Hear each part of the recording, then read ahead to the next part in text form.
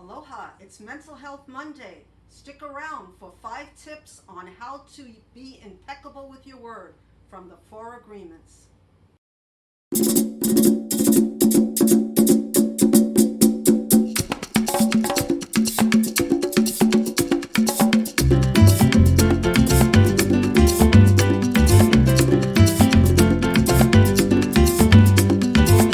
Yo te traigo esta bomba puertorriqueña. Aloha, and welcome back to my channel. I'm Marilyn Maya, the baby boomer booktuber, and today is Mental Health Monday. Last week, we went into a book that really saved my life, The 4 Agreements by Don Miguel Ruiz.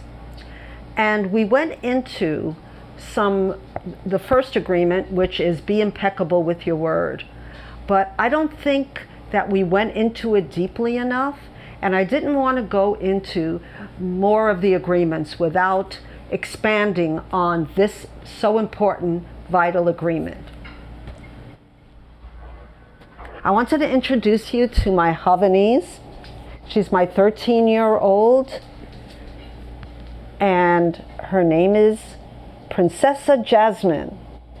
Princessa Jasmine just had a little bit of a physical problem that we didn't know what it was. She was in her crate, and we took her to the doctor, and it turns out she needs to take all her teeth out. So that usually happens with small dogs. So I'm told that this is very common. But we were so worried about our little baby. And we also have another going to be 14-year-old who's around here somewhere. Why is this important about mental health? People find that pets are very, very helpful to mental health. Okay, back to the 4 agreements. I recently listened to a video, an Oprah video, where Don Ruiz Luiz Ruweez was talking about being impeccable with your word. And what he said was, on this first agreement, whatever we want to change first, we need to start with ourselves, because we cannot give what we don't have.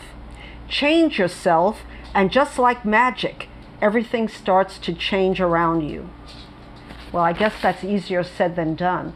But he relates to this to the 4 agreements. And I did some research and also looked back at my own life to give you 5 tips on how I think we can start to do this. Number 1 is listen intently to what others are saying. How often do we really listen to people when they're speaking? Oftentimes I find myself thinking about what I'm going to say, and I'm not really listening intently to what other people are saying. So I think that if we listen intently and give the person some kind of encouragement that we heard them. People like to be heard. People like to be acknowledged. If you got this tip, to me, this is my best tip for communication in general. Number 2 is mean what you say and say what you mean, showing others that they are heard. This goes back to what I said at first. Sometimes we say things that we really don't mean. We just say them as pleasantries, or I'll see you later, when we really don't mean, or I'll call you, or let's do lunch, though I haven't said that in a while. And that's not being impeccable with your word, not at all. That's being fake. And there's too much fakeness around us right now, so we don't need that. Going back to the first agreement, I meant to say also that when we show people that we're listening, we might ask a question. What did you mean by that? Or, yeah, I hear you. Or, oh, that's a good idea. Can you expand on it? Tell me more about it. This shows the person that they're worthy. And it really lets us listen to what they're saying, so when we speak back, we can be impeccable with our word. Okay, tip number 3 is don't use words against yourself. This is a big one for me because I suffer from low self-esteem, which is, it waxes and wanes like self-esteem tends to do. But when I'm feeling unworthy, I tend to replay the tapes that my mother told me and other people told me that aren't necessarily true. And when I was in therapy, one of my therapists told me, is this true, what you feel? Why is it true? You know, and it really made me think, wow, I have to think about if these things that I'm telling myself about myself are true or not true. So let's not use words against ourselves. Don't call ourselves, we're fat pigs, or we're so ugly, or we're not worthy, or we're not smart enough. And sometimes these are words that were given to us by other people. And it's poison, it's bad magic, as the 4 Agreements tells us. Think, do these words feel healthy or do they feel toxic?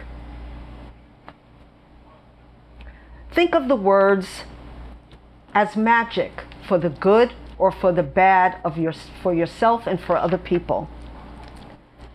Because words are magic, as I spoke about in my last video, and can change a person's life for the good or for the bad, whether we mean to or not.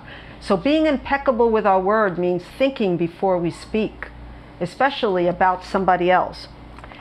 Number 5 is a big one because we're surrounded by it, and it's not to gossip. I went into this a little bit in my last video, but when we gossip, we're not being impeccable with our word, because gossip, like I said, is poison, and we should stop the spread of it.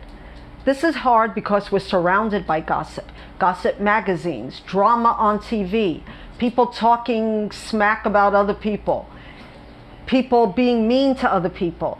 Did you hear what this one said about this one? And this one is such a this or that.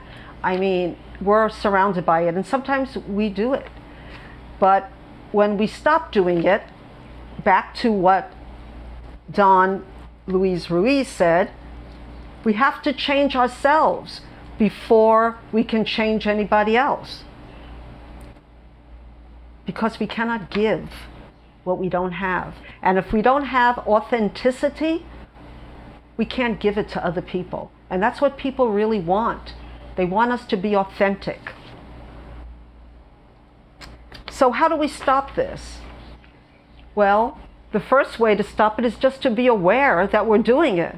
And if we hear gossip, walk away from the gossip.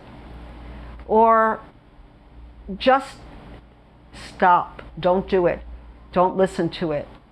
And that's harder said than done. It's a very difficult agreement to keep because, like I said, our modern day is surrounded by bad gossip, poison. So these are my 5 tips for keeping the first agreement, being impeccable with our word. And I know that I have a lot of changes to make in myself, and I'm sure we all do. So I hope this video has been helpful. Right, Jasmine? Okay. And if we're all impeccable with our word, we're going to live very happy lives. And that's what we all want.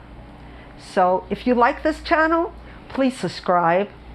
I really appreciate that. And hit that notification bell and you'll get more advance notice of when I put up a video, which I plan to do on a regular basis. So until we meet again, aloha.